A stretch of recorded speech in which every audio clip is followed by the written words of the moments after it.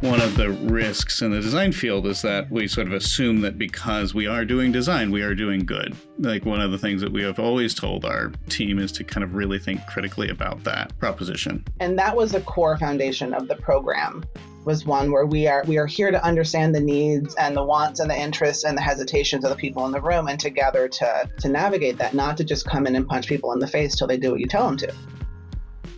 Hello, I'm Doug Powell. Welcome to This is a Prototype, the Design Leadership Podcast. Throughout Season 3 of this series, I've been speaking with leaders in the practice of civic design.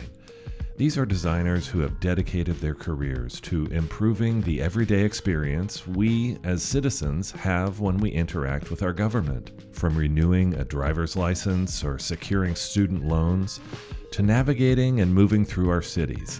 These designers apply user experience and service design methods to systems that touch millions of lives. My guests for this episode are two of the most respected leaders in the global civic design community, Arianne Miller and Sean Baker. For more than a decade, Arianne and Sean worked side by side as leaders of the Lab at OPM, a pioneering human-centered design team embedded within the U.S. Office of Personnel Management. Arianne served as managing director and Sean as director of design strategy and operations. The Lab at OPM was dissolved in early 2025 as part of the Trump administration's sweeping cuts to U.S. federal government staffing. Since then, Arianne and Sean have founded Civic Design Collaborative, with a mission to help government and civic-minded organizations create services that are easier to use, more equitable, and more effective. In our conversation, I was struck by how their approach to driving sustainable change in government is actually transferable to other complex, scaled organizations, especially in the private sector. We touched on themes that come up again and again on this podcast: the importance of building trust and nurturing relationships with key stakeholders, and approaching complex problems with deep curiosity and humility. I began my conversation with Arianne and Sean, as I do with all of my guests, by rewinding the tape and hearing about their earliest entry points into design. We start the discussion with Arianne Miller's story. Early on in my life, I was quite confident I would be a doctor. That was absolutely the path that I was on. I was never a particularly creative or artistic kid. I was engaged in music, but in very rote ways. So I don't have any of that fun backstory about how the inner designer emerged in me at a very young age. It's really, I think, my side of all of this comes from always growing up in a context where you lived and existed in community, and you were interdependent on other people, and you made choices that were informed by the needs of a lot of others, not just yourself. And so I say that because I grew up in Springfield, Illinois. I was raised by a single parent, my mom and I, growing up, and she was from a very small town. She's from a town called Farmersville. And so I spent a lot of my time growing up in a small farming community, and a lot of my family is still there. I go back every year.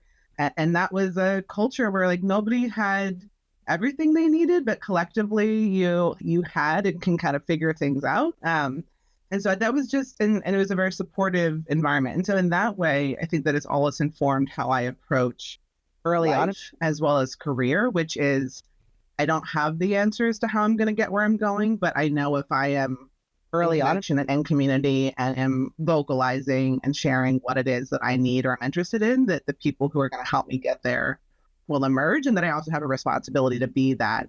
That's a little bit of my background. My mom was a civil servant, so she worked for the local government. At a high school, moved to Springfield, a big city, started working as a secretary, and worked her way up into various positions over time. Civil service or working for the government wasn't off the table. It wasn't an odd choice, even though it was also never one that I felt like I was being pushed toward. I studied sociology because that was the classes that really caught my attention, the complexities and messiness of people. But also I, over time, was drawn to classes and around business institutions, large structured organizations, bureaucracies. So I had this dual interest between the messy idiosyncrasies of people and large systems that are trying to accomplish something, and how those two things intersect. But I think really the through line that I can find from that to everything I've done since and what I'm doing now is when there's something people want to do and there is a barrier to them being able to do that thing, that it's really noble and exciting to be able to remove that barrier for them and to be able to sort of like create that situation where they can either go back to or for the first time move forward into that space they're trying to get to. And I would just add that the work I got to do in the federal level, first at the Consumer Financial Protection Bureau and the Office of Human Capital, and then later, most of my career at the Office of Personnel Management with the lab at OPM, and in Civic now, that work that I got to do was always about folks who were there trying to make things better, trying to improve services, trying to provide better protection to consumers. Trying to bring new skill sets into their work, trying to imagine a better way and then deliver it. And my job got to be so almost as like a doula for that, right? Like, okay, you're trying to get there.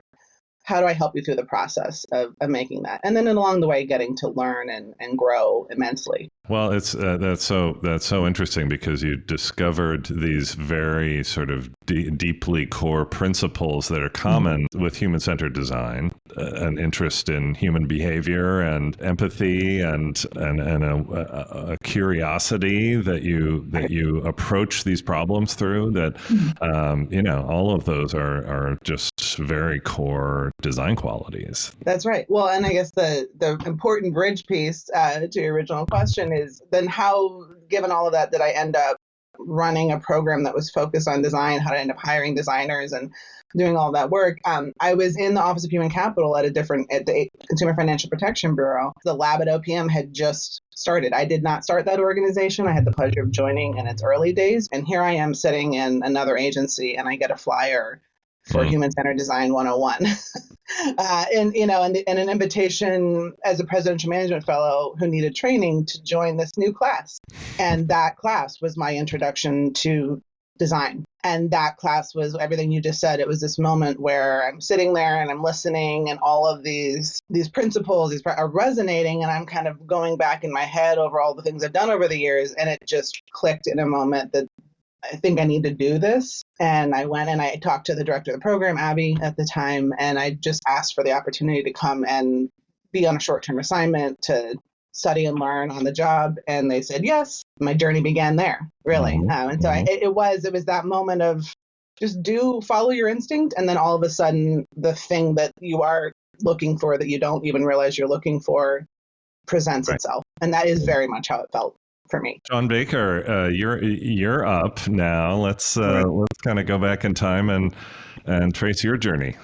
Yeah, so I grew up in New York City, grew up in Manhattan. I grew up in a family that very much was prioritizing the arts and creativity and living in New York at the time. Very lucky to be exposed to like an immense amount of fine art, performing arts, different cultures, different people doing different jobs. My father was an author. He was a nonfiction author.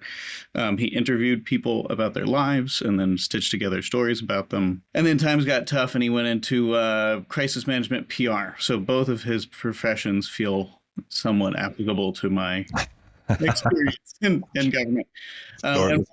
Storytelling and putting out fires, right? Putting out fires, yeah. And then my mother was a stay-at-home parent, but she was also like really, really actively engaged in our community and was somebody who just sort of spun up all sorts of fundraisers and events and gathered people together. And also was just kind of like a really foundational part of our network. And so I think a lot of her practice on sort of making something out of nothing is something that I took with me. So I went to Hunter College. So I was part of the CUNY system. As a New Yorker, you can go for, at the time it was quite discounted. It was a liberal arts school, which I think in retrospect was pretty foundational to my sort of the diversity of perspectives that I've learned from, and creative thinking sort of automatically people assuming that creative thinking is embedded in professional practice. A lot of emphasis on the importance of civic life. And I'll mention it since Arianne did. Something her and I have in common is that we both were pre-med in undergrad. No kidding. And I was very much aspiring to be a doctor as well. But Hunter did not have a pre-med degree, so I had to sort of bounce around from different degree major and minor programs. So for that reason, I ended up reaching my final years in college with too much information about too many things and too many existential crises about all the things that you could do with all that information. And so I decided to not pursue that either. I went on to stay in New York and really work kind of a decade in more traditional design fields. So I moved into interiors work, communications design, ultimately sort of early web design and IT operations for small companies. But most of these were the outputs of being a young person in New York and having a million odd jobs to survive. I think many of those odd jobs, sort of working in a basement, running the shipping department for a small bookstore, and you name it, were very much kind of taught me more about operations and running a business and the practical realities of that and how to not run a business. So I was exposed to a lot of different forms of how you deliver on the back end. And complex systems, too. I mean, that single odd job that you just mentioned, working in the basement of a bookstore, I mean, that just puts you in touch with countless systems that need to be considered and planned for and understood. Yeah, fun fact is on Thursdays in that job, we delivered books that were donations to prisons. So I had earmarked time to mail to incarcerated people's different types of coffee table books and all sorts of literature, which was sort of fascinating. And then I had to get back to selling books to people in Midtown. I ended up going back to school at Parsons. So I have an MFA from the Transdisciplinary Design program. I mean, in retrospect, the new school, which Parsons is a part of, has kind of a foundational history in social justice. Parsons was, in many ways, kind of a leading design school, a leader in sort of new design practices.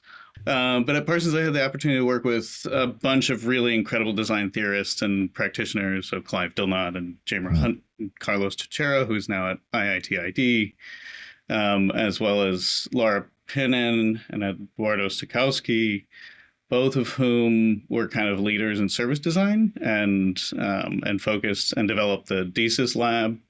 And Laura in particular kind of drove a message of hope that design had a place in public institutions, and knew of the lab at the time, the lab at OPM, and essentially was sort of advocating for various folks to go seek out work in these spaces. Which at the time there were very few opportunities to work for government in sort of the clear, strange degree program that I got a degree in. Patty Byrne, who also we have the opportunity to work with today, was sort of a foundational part of that program. And she's also somebody who really pushed me and others to think critically about this kind of new form of professional design practice and seek out new opportunities. So I can blame her for kind of pursuing, going to put my obscure design degree to the test in the U.S. federal government. That's great. So you both kind of have these circuitous journeys. Let's kind of bring this together at OPM. Yeah. The Office of Personnel Management. First of all, Arianne, set the context for OPM. What is OPM for those in the audience who are hearing this acronym for the first time? And Sure. Well, at the time when I joined it, and for a long time until relatively recently, OPM was a pretty quiet, small agency that was incredibly important to the functioning of government, but it really is the Office of Human Capital for the federal government, previously in the sense that it was setting policy, it determined, what fair competitive practices were, it ran a lot of systems that allowed agencies to hire efficiency. USAjobs.gov, platform has billions of searches a year for federal jobs, is run out of that office. So they were both a combination of policy, compliance, and oversight around hiring, and also the systems that enabled hiring across all of the federal government, the several million employees.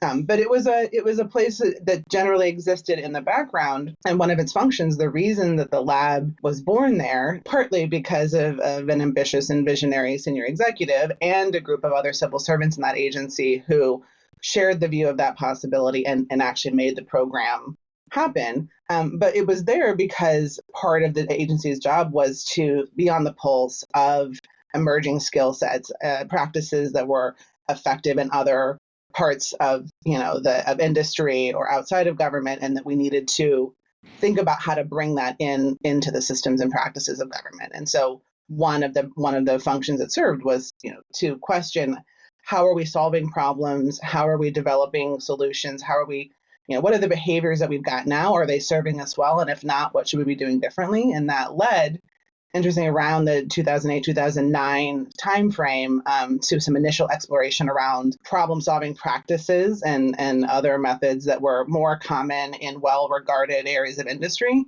and to begin the question of how to translate that into the federal context, which is, I think, an incredibly important part of the backstory. It was never a lift and shift theory. It was always, hey, there are practices happening in other places. How do we make them relevant here? What is the same and what is different? And how do we begin that translation and that embedding?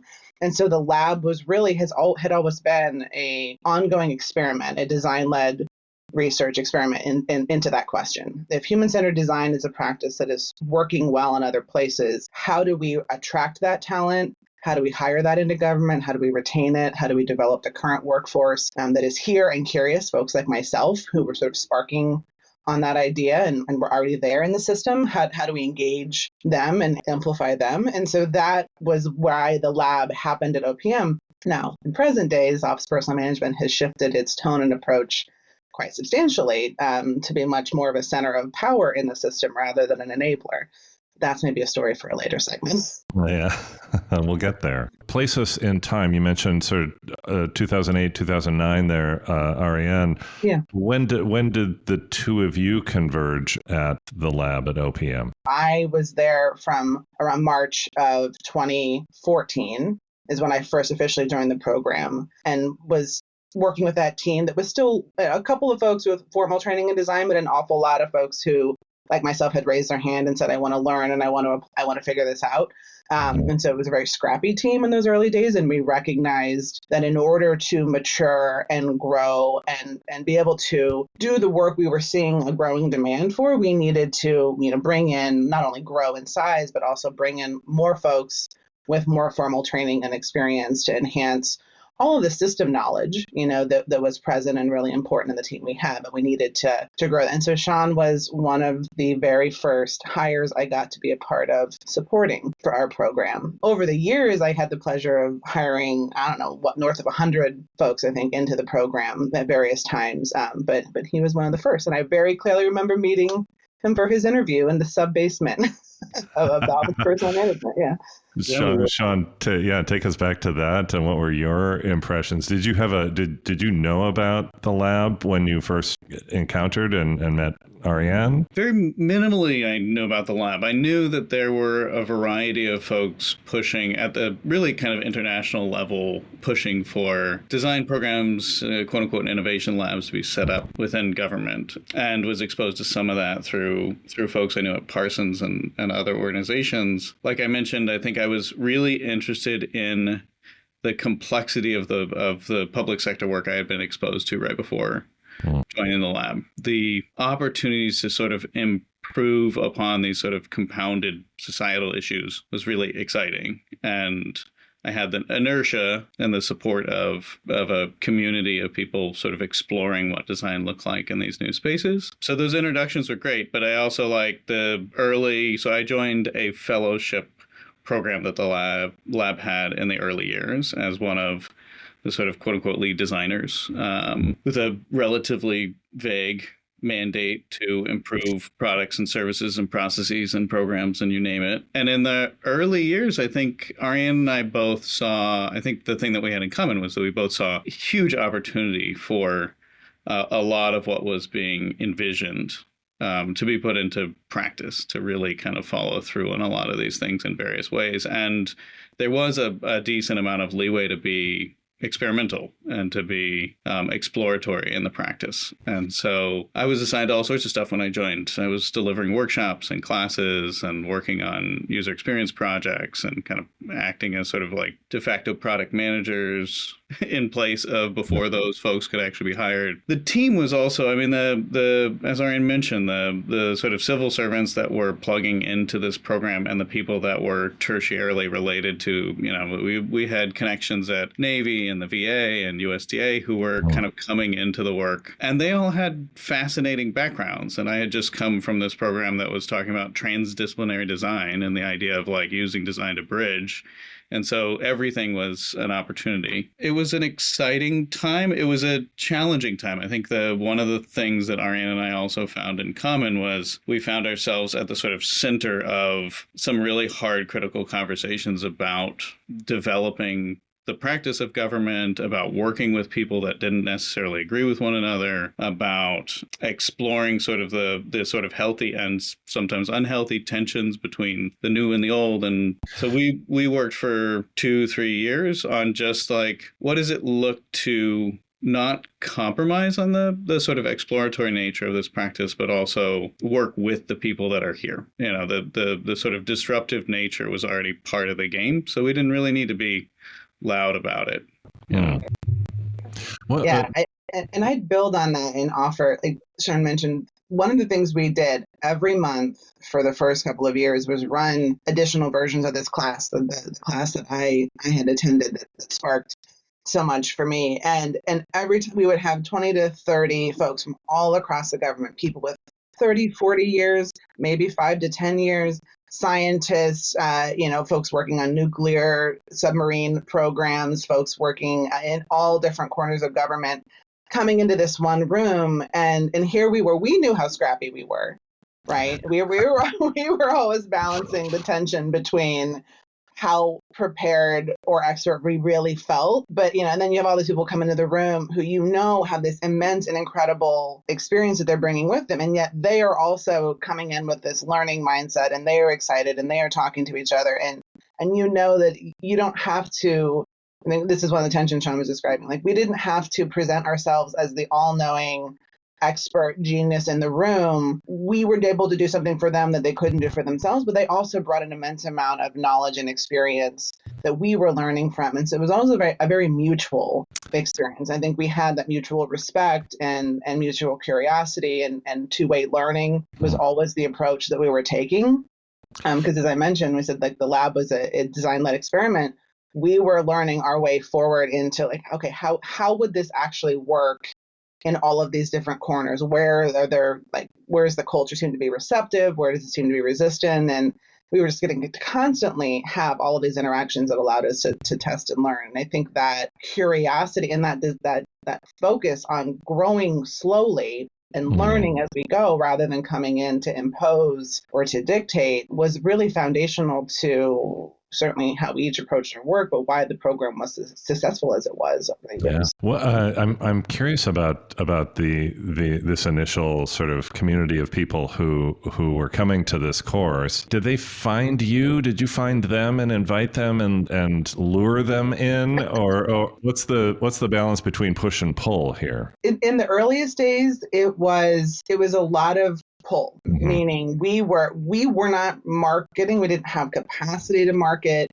So we would, put information out in the world, but it was the experience. We knew if we just focus on creating the best possible experience for the folks who were here, they will tell others, and that demand will come to us. And that was aligned with, that was a strategy aligned with our limited resourcing, but it was also one meant to help incubate and greenhouse the effort.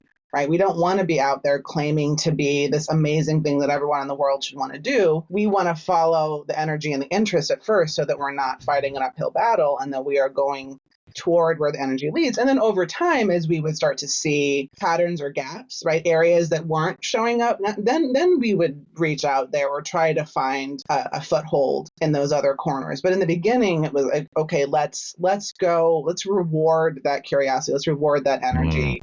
for our own sake, as well as for the folks that are reaching out, and let's improve ourselves before we start going into more, you can say hostile territory, or more resistant spaces. Yeah. Sean, I wonder if you can pick up on the hostile territory there. I mean, yes, there must have been, as you're saying, some people who were curious, who were enthusiastic, who were the sort of the natural early adopters. But then there must also have been some antagonistic members of the broader federal government community. Yeah. Yeah, I could speak to that. Arianne's the diplomat out of both of us, so you might get, I'm not as good at that. But so I think one of the things that I experienced a lot was this sort of tension between who gets to decide and who are the leaders calling the shots on improving things. And as sort of an external at the time consultant, I mean, I now I got 10 years.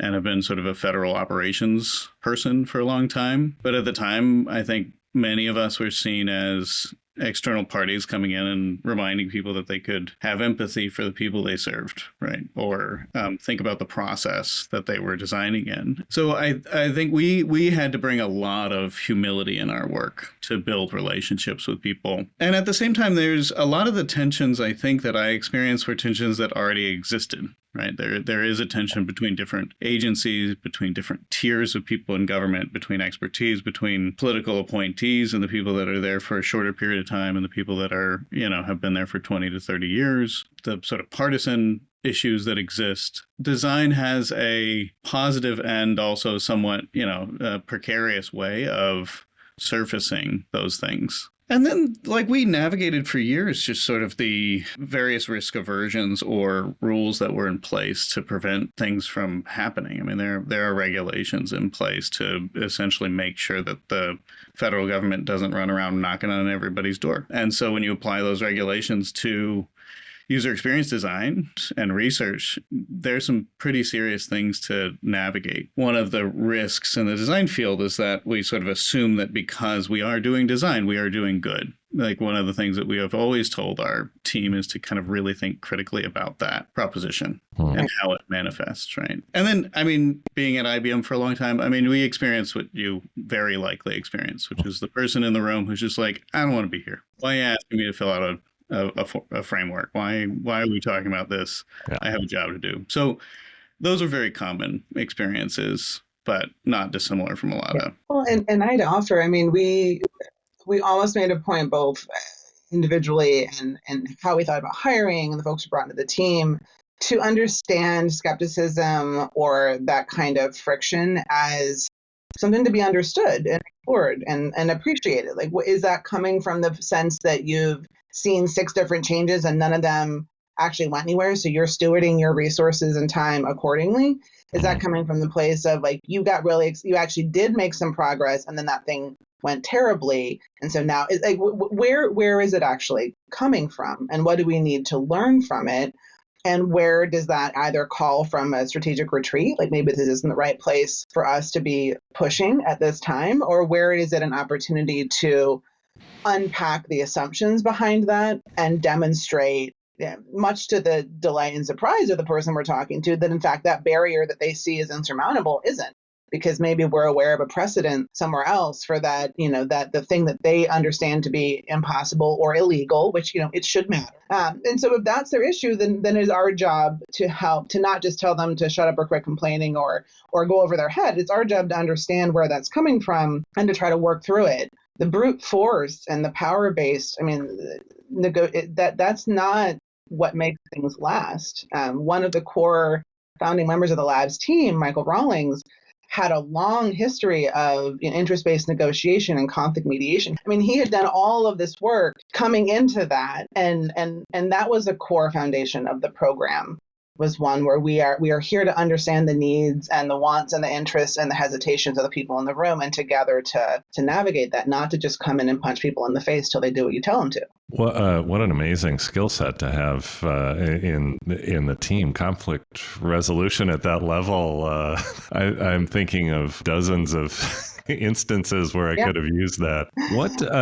Let's just briefly put a finer point on the actual work. You're describing this sort of the outreach, the initial engagement with many of these key stakeholders in these courses and workshops that you were teaching. That sort of, I imagine, were sort of that first point of contact. And then what? Because we existed for a long time. I mean, the lab's portfolio evolved a lot over time. I mean, like many sort of foot in the door change efforts, our early work very much resembled sort of like making websites better for people, making user experience processes, enabling teams to embed research in what they do. So, I mean, one of the things that I worked on in its early stages alongside a number of other lab folks and OPM employees was improving the user experience of usajobs.gov, which in its form was very much a digital project and bringing in a number of different people from GSA and USDS over the years to advise on that work. Our mission was that of capacity building. And so the intention of the projects themselves were to, at minimum, produce a case for the argument for design, a narrative that actually could be pointed to as saying, this is a project of what design looks like at CDC, at EPA, at USDA, and in their sort of ultimate form, build out programs that could do this work independently without us. An early project was really understanding perspectives around veteran suicide. Second project was about the guidance that CDC puts out to providers about opioids. And the third was on adverse childhood experiences and how CDC actually supports organizations and teams that support that broader community. And so many of those were at sort of face value were kind of like design research and communications design efforts. Yeah, we've worked extensively with a couple of different agencies over the years, actually building out their, what many would call sort of organizational design or change management work, building out their teams that are doing quote unquote customer experience work and service design work at various federal agencies, one of which was the Veterans Experience Office. Mm-hmm. Which really looks at the sort of end-to-end experience of veterans experiencing, going through all of the sort of benefits and medical services that agency provides. Through that process, really figuring out how do we teach people to do this work? How do we create a portfolio that's representative of the work that they could be doing as embedded in the sort of like the foundation of those cabinet level agencies and federal agencies? You're talking about teaching the people who are embedded in these agencies to do work driven by design. Were there designers that you were working with in those agencies, or who were the stakeholders, and what was their capacity to actually deliver? Sometimes more so in later years, certainly. Yeah, I would. And actually, like the project with USA Jobs that Sean was talking about, that the big arc of that work was in the beginning, the website itself, people thought it was not a real government website. It was so rough that it started at a point where people were like, are you just stealing my information? So there was a very real application of just good user experience, good design, and all of that needed to happen. But it was also the leader of that program, Michelle Early, that invited us in as like one of the first big projects we worked on as a team. She knew she wanted to have that capacity herself. She wanted to build that team, but she first had to show what was possible if she had access to those skills. And then over time, we did that, and we helped her build the team. And then we stayed there as a partner as that team grew and evolved over time, because, you're never able to hire everyone you need. You get to hire maybe 2 designers and you could have used 20. So we were often with a lot of our partners there, helping them make the case to do their own hiring. So which seems kind of silly because we were fee for service for most of our existence. But actually, that was the point. We will help you make the case, then we will help you understand how, what you need, because there's no one designer, right? There's 1,000 permutations. Yeah. We will help you recruit. We will help you navigate federal hiring. We will help you make those choices. We will help you onboard them and mature that team and fill the gaps, all of those things. And then, by the way, the folks that are already there, we will help bring them into that process and conversation too, and help you figure out how to work together so that these methods are not a hostile takeover of that team, but rather an evolution that they're working through Well, then we fast forward to a very memorable day that we spent together at the Austin, Texas IBM studio, where you all came in with others from. Was everyone there from the lab? I know there was Just a group of maybe 4 or 5. Yeah. We brought a few clients and partners from GSA at the time. Oh, that's right. That's right. So the goal for them and the goal for us, but really kind of, we were working to help them better understand, help us better understand other methods of building buy-in and building out design maturity within organizations. And that team from GSA was really looking at what it looks like to do that for General Services Administration. Yeah, well, and I just remember from that day, just kind of continually, like every sentence we would say, we would realize some common ground and surprisingly, and probably shouldn't have been surprising because, IBM is like a country in and of itself, and in both scale and complexity. And so many of the roadblocks and the challenges and the workarounds that we were working through were just so common to what you all were doing. It was really fun to kind of realize that that kinship that we had. Well, and one of my favorite statistics, I'm trying to remember, were the number of designers you had or were building toward, it was around 1,000 or was it north of that? That was the original, 1,000 was the original hiring target. And we ended up at around 3,000 by the time I left. Yeah. Right. And I mentioned that because one of the reasons it was so great, from the day I met you and through all the interactions we've had over the years, you have always been a kind and curious and supportive advocate, even though you yourself were, well established, had big jobs, you were doing all this. You were always really interested and curious about the work we were doing and always eager and willing to share notes, which I want to continue to thank you for. But I will also say that knowing you and the connection to IBM was a very helpful talking point, because what I remember is that IBM as an organization was about the same size as the Department of Veterans Affairs in terms of the number of employees. And the Department of Veterans Affairs had about 15 designers on staff who we had helped them hire in partnership with Sarah Brooks, their chief design officer. And IBM had 1,000 growing toward 3,000. And so we would often highlight, when she's getting pushback on the number of people that have been hired, the discrepancy was pretty vast. And I think it was very helpful to draw those parallels. Yeah. And Sarah Brooks, who you mentioned, who was chief design officer at Veterans Affairs, and ended up coming over to IBM after spending some very important years at VA, and then came over and worked closely with our team at IBM for a number of years. So yeah, she becomes an interesting point of connection there. Let's kind of fast forward a little bit. That visit to Austin would have been 2017? Do I have that? Maybe 2018, somewhere. 2018, Yeah, they're kind of in that time frame. Yeah. The lab continues to grow. The two of you really become established in your roles there. Can you give us kind of the high-level sketch of those intervening years? Our team was always roughly between 25 and 30 people, was sort of the size. And I say that as context because in every given year we were working with 20 to 25 different federal partners on projects that were, at least several months, if not a year or longer. And so we were working with a wide variety, as well as teaching classes, doing a lot of work that spanned the full, that was government-wide as well as individual agency focused. In later years, some of the most exciting work that we kind of built our way up to was around life experiences. And this cross-cutting effort led out of the Office of Management and Budget under the President's Management Agenda,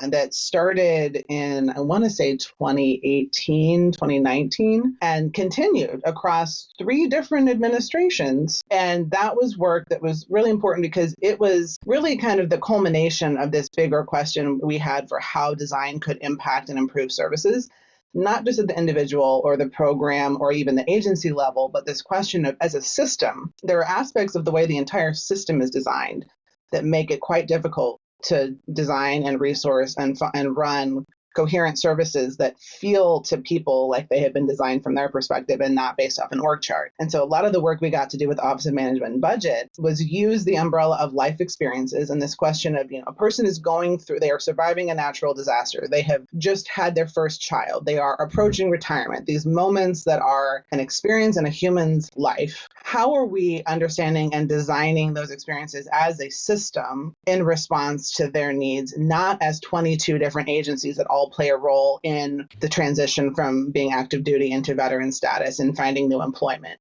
Not as however dozens of agencies involved in responding to natural disasters. It's how are we designing in that way? And so we got to work with teams across government at the Office of Management and Budget, both on specific demonstration projects of what does it look like to design services in that way, and in order to also look at how do we teach the system and the people doing that work as we go through that. We're demonstrating it, but we also need to bring a whole other coalition of folks along on a different way of doing their work.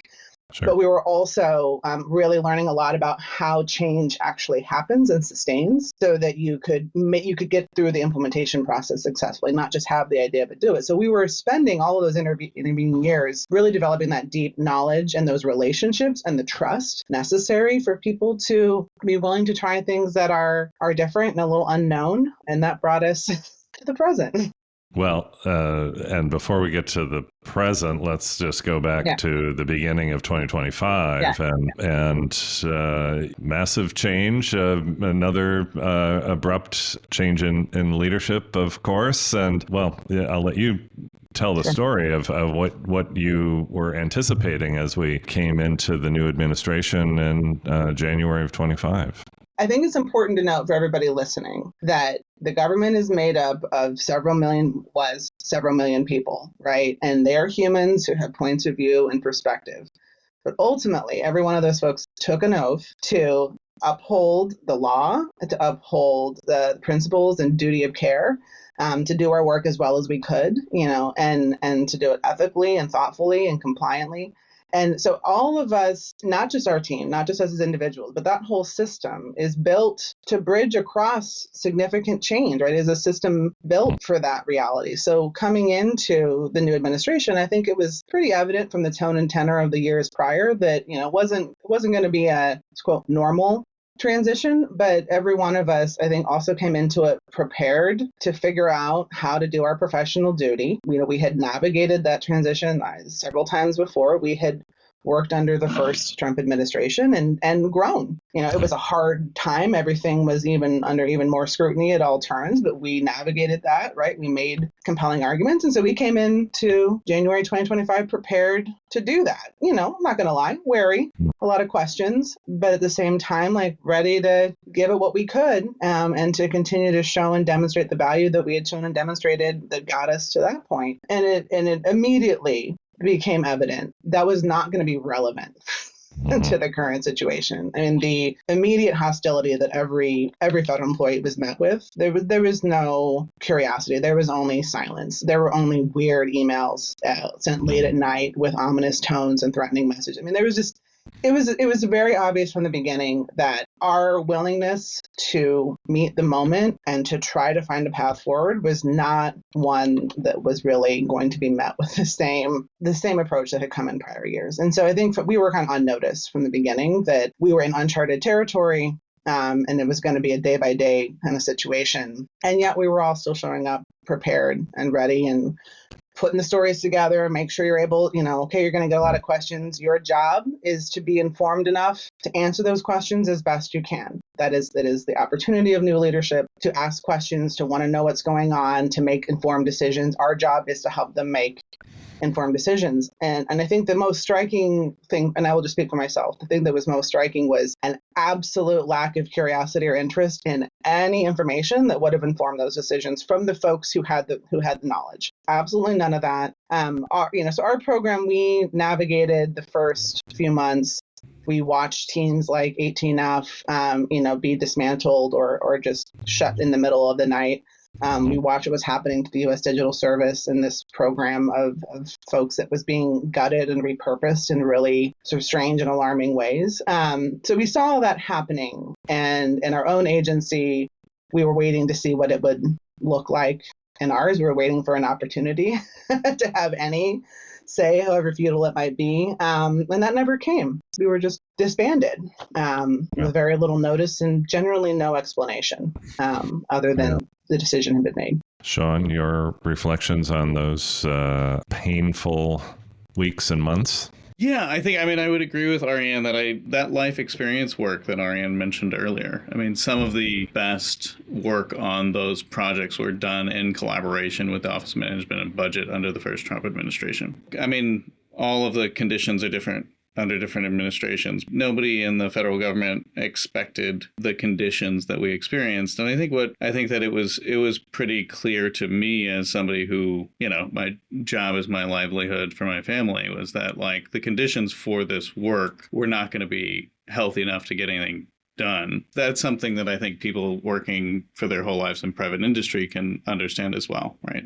Or academia or other international government organizations. If there is sort of a culture of fear or a lack of communication or a worry about record sharing and keeping, or just kind of like general healthy experimentation, or a culture like where, the culture of forgiveness around failures so that you can actually innovate, those things do not enable good design. And so it was clear to me as like a longstanding practitioner that like this was the end of the run in the federal government. In the tail end, we were kind of working towards like, what does it look like for the U.S. federal government to invest in exploring best practices around public sector and design? The thousands of folks that came through our classes, they are dispersed across government work now, public sector work. And frankly, I think many of them who are going into private industry are introducing new ways of doing to private industry as well. So as soon as we saw what was happening, I think that's where my mind went, besides the very intentional trauma part. How do we continue to serve? And how do we continue to enable all of those people that are already doing this and are going to do it anyway in different spaces of our democracy? So.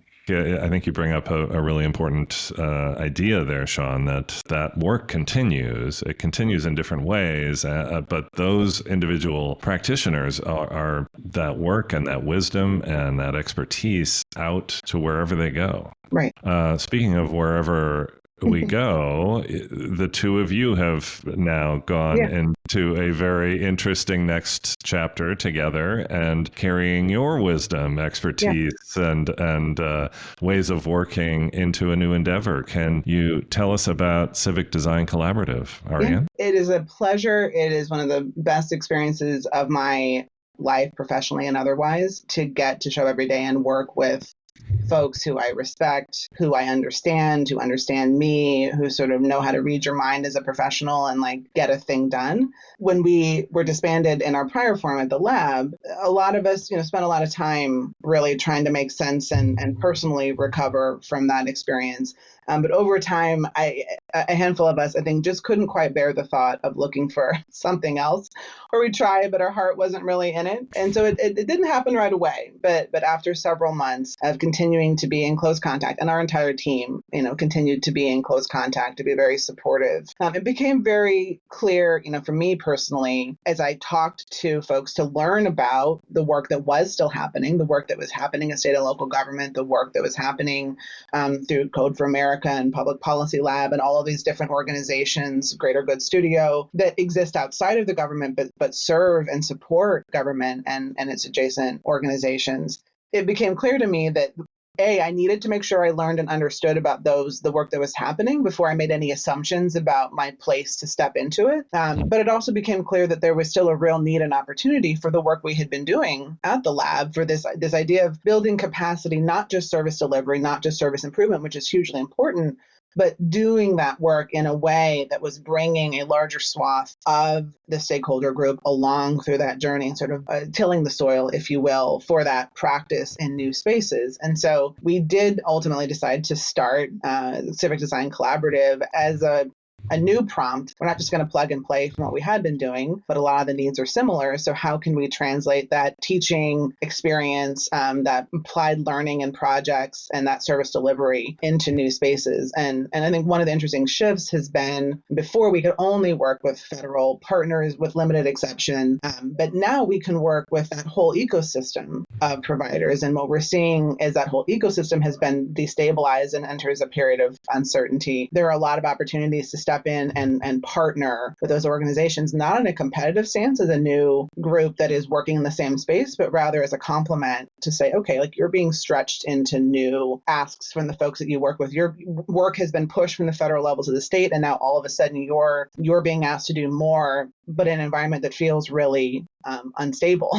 right? Mm-hmm. So how can we help you as an organization rather than come in and try to fight for that same contract that you've been doing, right? And so I think that is like the real spirit that we're coming in and seeking opportunities to work at the state, county, and local government levels, international government as well. I'm very excited about Civic. I think there's a lot of potential for us to translate those learnings and expertise. Right now, it's a team of 5 of us, but we also have a pretty substantial network of folks who know how to do this work really well. There are a lot of folks who we've invested in to help translate their practice, and they have been able to really kind of make a space for their practice in public good work, and finding ways to ensure that we are fostering the conditions for them to continue that work in a variety of different ways. I mean, there were always reminders from our staff over the years that many of them, coming from private industry or coming from academia or even other governments, identified the lab at OPM as a place where they could work alongside like large teams of really thoughtful, skilled people that had a lot of grit in their work. We also were a very effective matchmakers. So identifying where design can thrive and pairing that with talent is really an exciting prospect. One of the things I think that is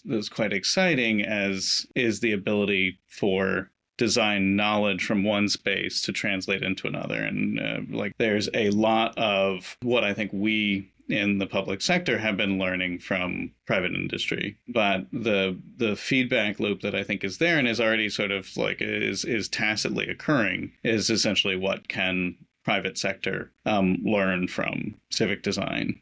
You know, we've told the story a lot from our perspective and sort of our ability to continue practicing and doing the things that we know we were good at, that we know our team members and all of these other folks who had been doing this work across the system for a long, long time.